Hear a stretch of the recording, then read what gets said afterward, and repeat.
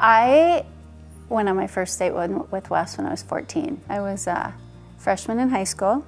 He was a junior, so I guess I'll use the word date loosely because my parents didn't let me do too much. So I've known him since we were kids. We were kids together, and we grew up together. And then I followed him to college. We got married. We got married 2 weeks after I graduated from college. And so, yeah, I've known him forever. Very active guy. In fact, we went on a ski trip 2 days before we found out he had cancer. So we came home from a ski trip, and he had a grand mal seizure. We found out then that he had a brain tumor. No, I'd never had hospice experience. I didn't know anything about it. They sort of explained. I thought hospice would mean, I thought it meant sending him to a home to die. I had no clue. Or, you know, if it was here, I thought maybe they'd just bring in a bed and I would be left to try and take care of him in this bed. I really didn't know anything about it. We never had a conversation with the oncologist about it. It was me calling the social worker. And really just because it was just the little things around the house, like how do other people get their loved ones out of the house, or how do they do this? What am I missing that I can't figure out? I know other people are having these same issues. What are they doing that I don't know about? One of the hallmarks of this project was its emphasis on the individual communities that we worked with. We worked with 3 rural communities. And what really came out from working in the communities was the consensus across each of the communities.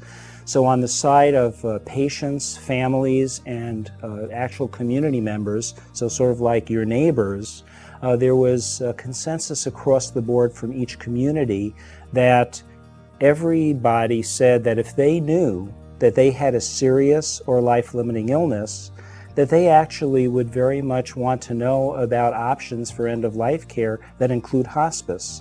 And that was pretty universal. On the side of providers, there was also universal agreement that the biggest barriers to recommending or using hospice was a perception that patients and families are either in denial about their serious illness or that they weren't accepting of their serious illness. Perhaps the issue here is that patients don't know what they don't know.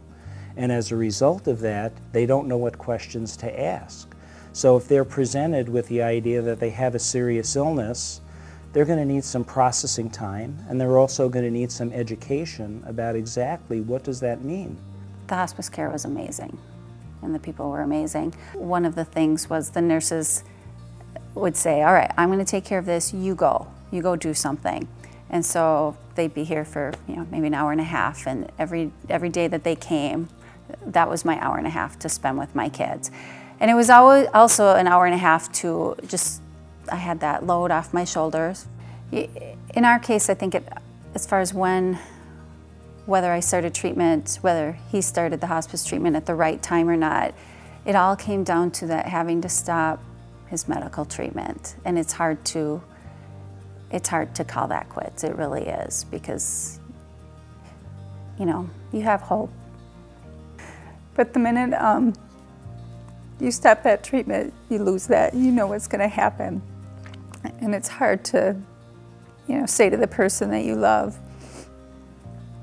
that I was giving up hope on him too. Making the decision is the hardest part of it all. Once we started it, it was actually amazing for our family. They had resources for the kids that I never knew existed. They'd have a counselor come in and just talk to the kids, and the kids would make him bracelets. It was great once we started it. It really was. It was just making that decision that's so hard. And once the decision is made, though, then we were able to focus on making every moment happy. One of the other things that we discovered is that patients and families oftentimes don't appreciate the difference between different types of treatments. In other words, there's some treatments that focus on curing a disease. There are other treatments that are intended to slow down the progress of a disease. And then there are other treatments that just focus on taking care of symptoms of the disease. So one of the strategies that we sort of worked with physicians in these communities is the idea that at the outset of treatment, in other words, that we have a serious illness that's identified, and when we talk about treatments, to lay out very clearly and educate the patient and their family that there are these 3 different types of treatments. I wish I had known about hospice earlier. I think it would have given me a chance to wrap my head around the decision. What happened to us is when I called the social worker, she gave it, the information, and all of a sudden everything just happened so quick. They're very efficient people, but the problem with that was it moved very fast for me.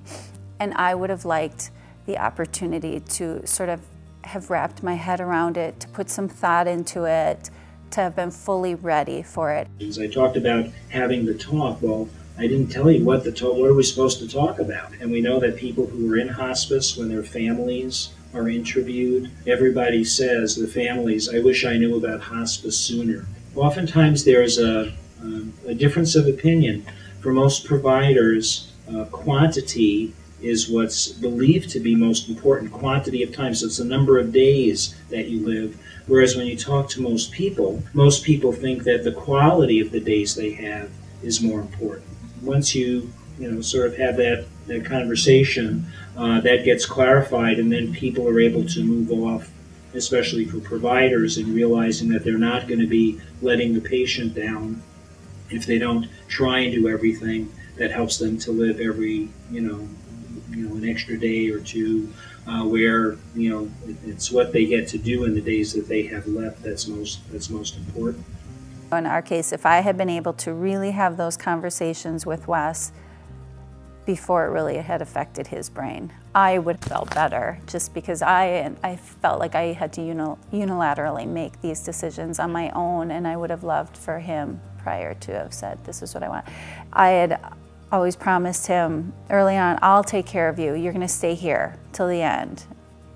And I couldn't. I couldn't do it, and I felt horrible. And I wish we had had the conversations of, if this, then that, if this, then that, but we didn't, and that makes doing it hard.